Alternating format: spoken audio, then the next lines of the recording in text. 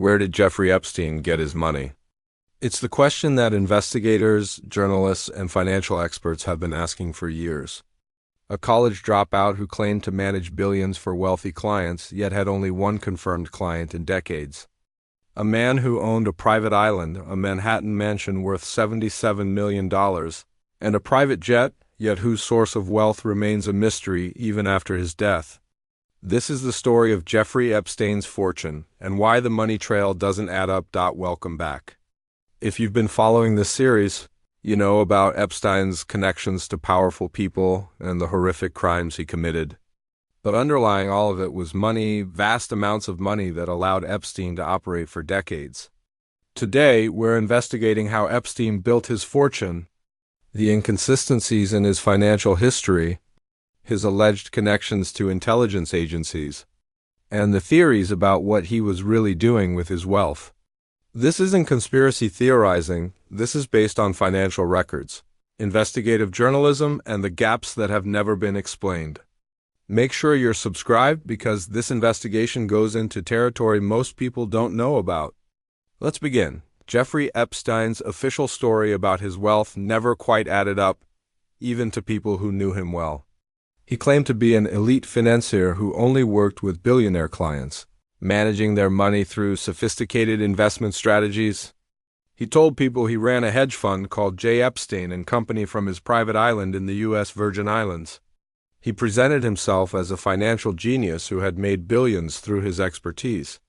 But when journalists and investigators tried to verify these claims, they found almost nothing to support them. Epstein's company had no website, no public filings, no disclosed clients beyond one, and no verifiable track record of investment returns.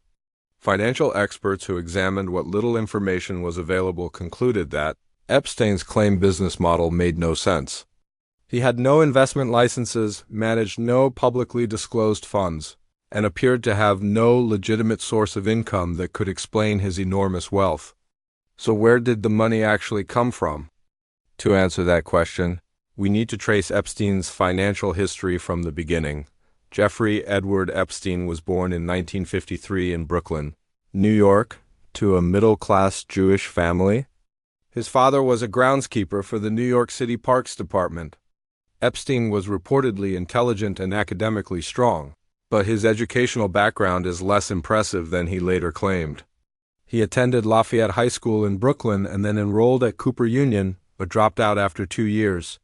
He later took classes at the Courant Institute of Mathematical Sciences at New York University, but never earned a degree, despite lacking formal qualifications. In 1974, Epstein got a job teaching mathematics and physics at the Dalton School, an elite private school in Manhattan. This job is significant for 2 reasons. First, it's odd that a prestigious school would hire someone without a college degree to teach. The hiring was apparently facilitated by the school's headmaster at the time, Donald Barr, father of William Barr, who would later serve as U.S. Attorney General under President Trump, a connection that has fueled speculation, though there's no evidence it was anything more than coincidence. Second, it was at Dalton that Epstein reportedly made connections to wealthy families whose children attended the school. One of those connections would change his life. The father of a student introduced Epstein to officials at Bear Stearns, the investment bank. In 1976, after just 2 years of teaching, Epstein left Dalton and joined Bear Stearns as an options trader. Despite having no formal training or experience in finance, this was Epstein's entry into the world that would define the rest of his life: high finance and the ultra-wealthy. At Bear Stearns, Epstein was reportedly successful, showing natural talent for financial trading and building relationships with wealthy clients. He was good at making connections, cultivating relationships, and presenting himself as knowledgeable and trustworthy. By 1981, just 5 years after joining Bear Stearns, Epstein had been promoted to limited partner. But the same year, he abruptly left the firm. The circumstances of his departure have never been fully explained. Some reports suggest he was forced out for violating company policies, possibly related to unauthorized trades or misrepresenting credentials. Bear Stearns has never publicly detailed the reasons for his departure, and Epstein never spoke openly about it.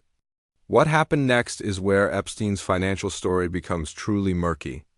In 1982, Epstein founded his own financial management firm.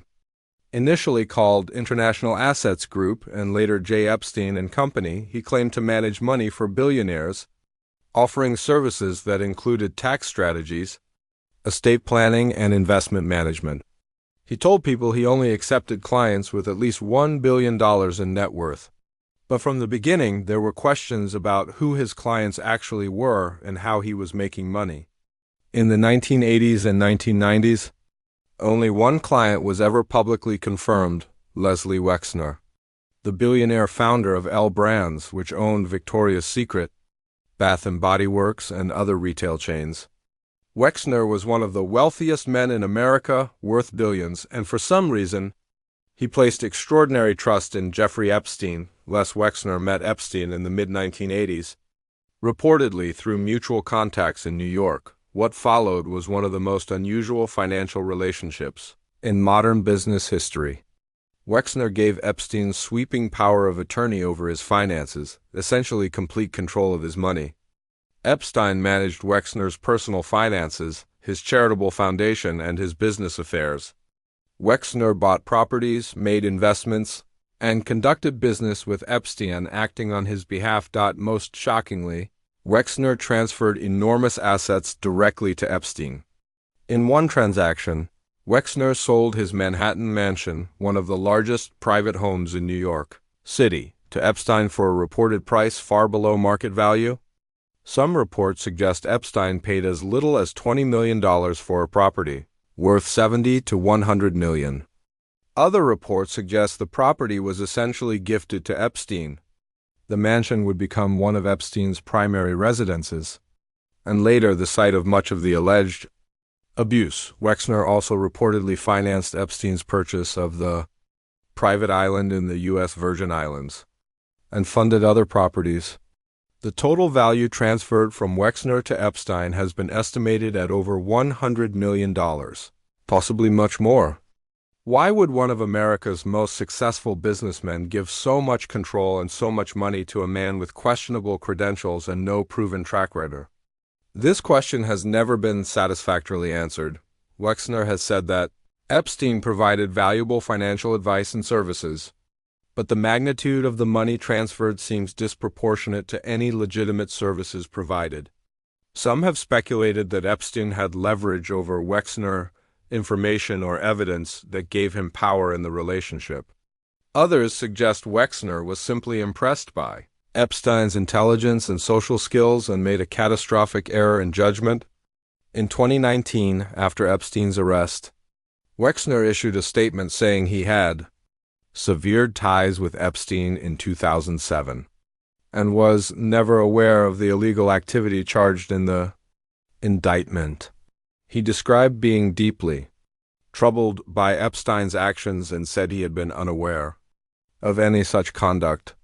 But victims' lawyers and investigators have pointed out that Epstein's abuse was occurring throughout the period when Wexner was funding him and giving him power of attorney. How could Wexner not have known or suspected something was wrong? The relationship between Wexner and Epstein is one of the great unexplained mysteries of the case. It provided Epstein with the financial foundation for everything that followed: the properties, the jet, the lifestyle that allowed him to cultivate relationships with the powerful beyond Wexner. Epstein claimed to have other billionaire clients, but none were ever publicly identified. Journalists who investigated Epstein's finances could find no evidence of other clients. Financial regulatory filings showed no managed funds. There was no public track record of investment performance. Some financial experts who examined Epstein's operation concluded it was likely not a legitimate investment business at all, but rather a cover for something else. So if Epstein wasn't actually making money through legitimate investment management, where was the rest of his wealth coming from?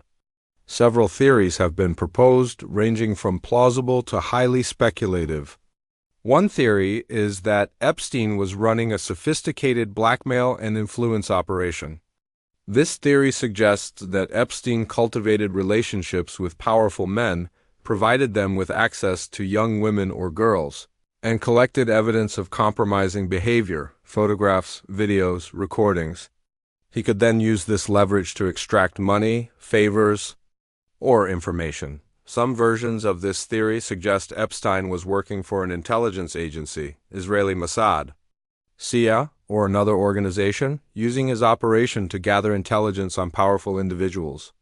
Other versions suggest he was operating independently as a blackmailer and information broker. There is circumstantial evidence that supports elements of this theory. Multiple victims have described seeing cameras throughout Epstein's properties, including in bedrooms and massage rooms.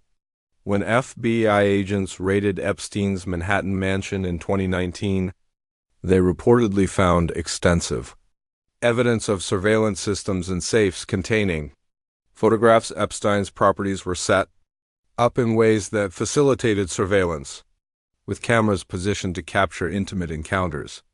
Several people who knew Epstein have stated that he was obsessed with collecting information about people, that he kept files on individuals, and that he enjoyed having leverage over others.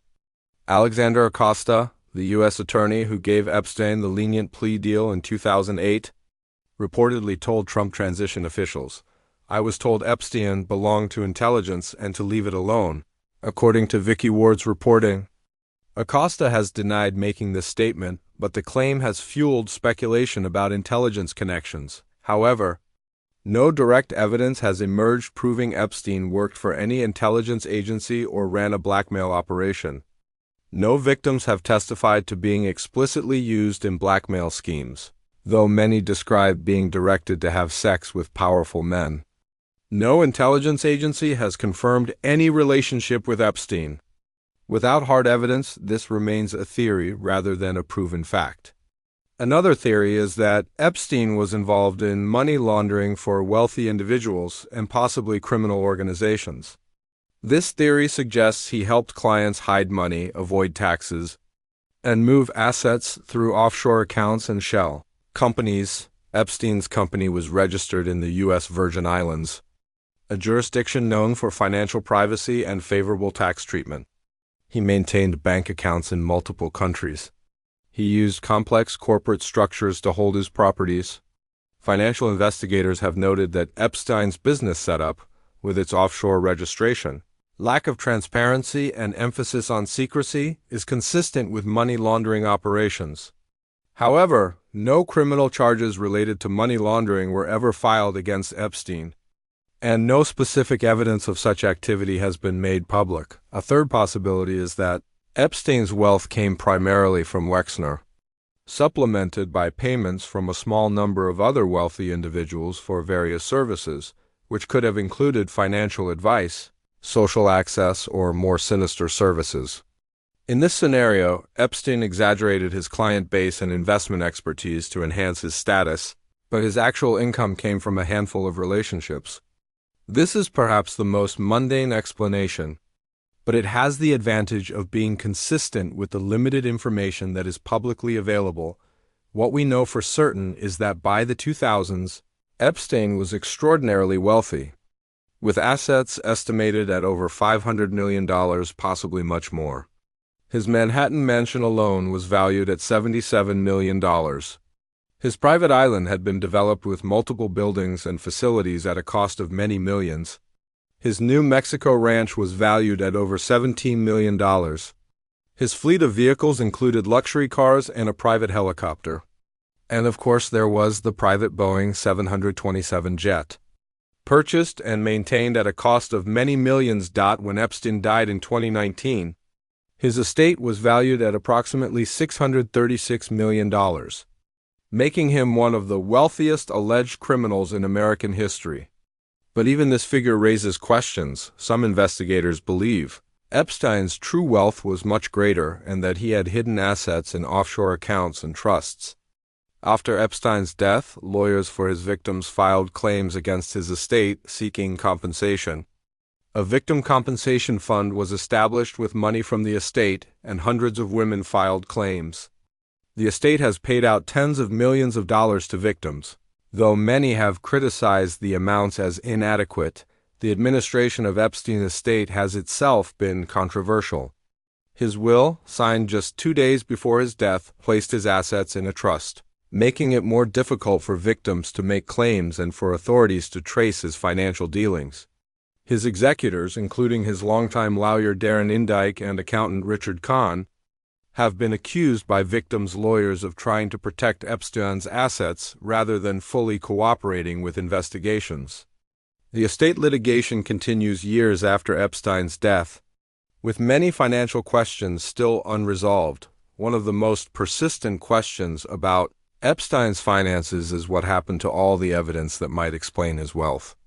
When FBI agents raided his Manhattan mansion in 2019, they found safes containing cash, diamonds, and photographs. They seized computers, phones, and records. But many investigators believe that much of Epstein's most sensitive material was never found, either because it was hidden in other locations, held by associates, or destroyed before his arrest. Ghislaine Maxwell, who was convicted of sex trafficking in partnership with Epstein, has never cooperated with investigators about Epstein's finances. She has not revealed who his other clients were, where his money came from, or what information he may have collected. Without cooperation from those closest to Epstein, many financial mysteries remain unsolved. The implications of Epstein's mysterious wealth go beyond just one man's fortune. If Epstein was indeed running a blackmail operation, who else was involved and who was compromised? If he was working for or with an intelligence agency, what information was collected and for what purposes? If he was laundering money, who were the clients and where did their money come from? These questions matter because they speak to systemic issues of accountability and justice. If powerful people were compromised by Epstein and remain in positions of influence, the public has a right to know. If intelligence agencies used illegal methods to gather information, that represents a serious abuse of power. If wealthy individuals used Epstein to hide money and avoid taxes, they should face legal consequences. But so far, very few of these questions have been answered. The Southern District of New York, which prosecuted Epstein and later Ghislaine Maxwell, has stated that their investigation continues. But no additional indictments have been announced. Various congressional committees and investigative bodies have examined aspects of the case, but comprehensive answers remain elusive. Part of the problem is that financial crimes of this nature are extraordinarily difficult to prove.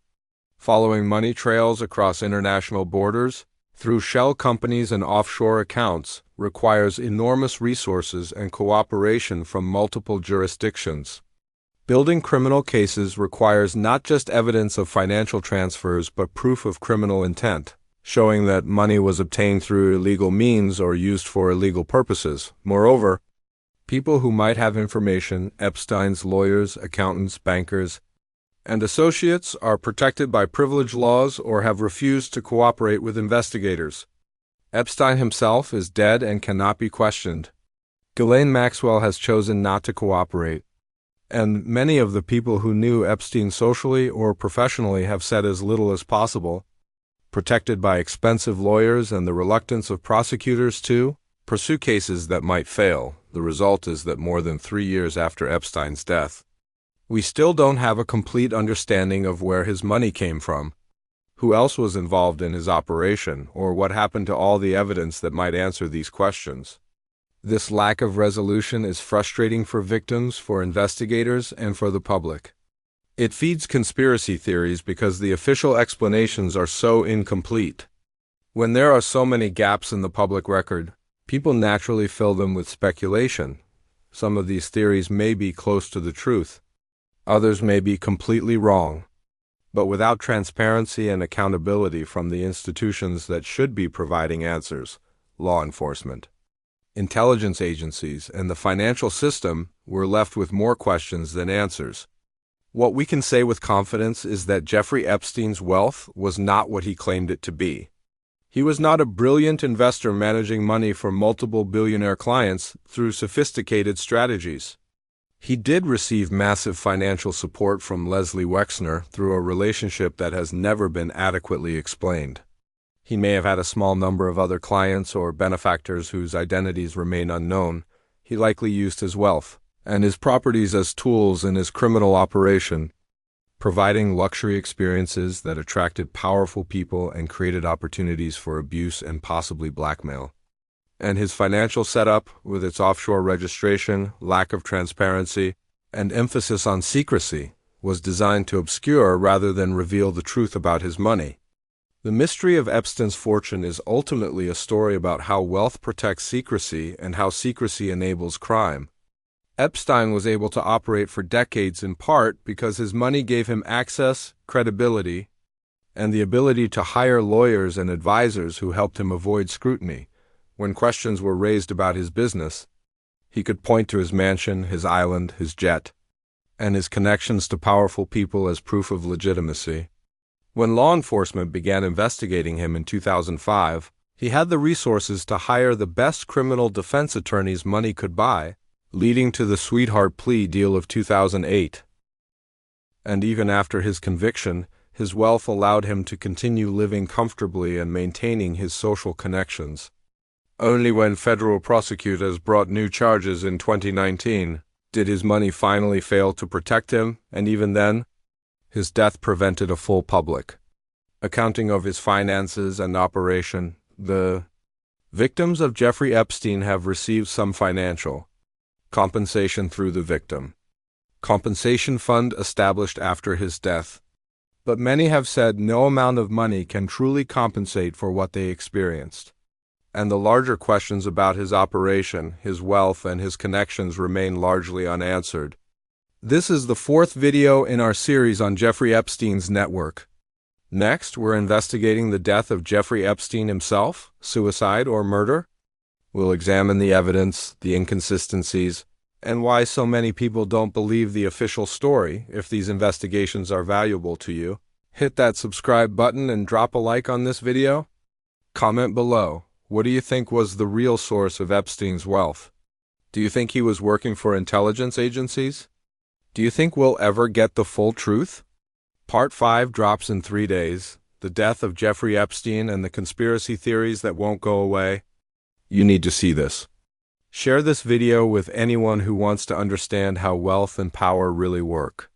The algorithm suppresses this content, so your shares matter. I'm out. Stay vigilant.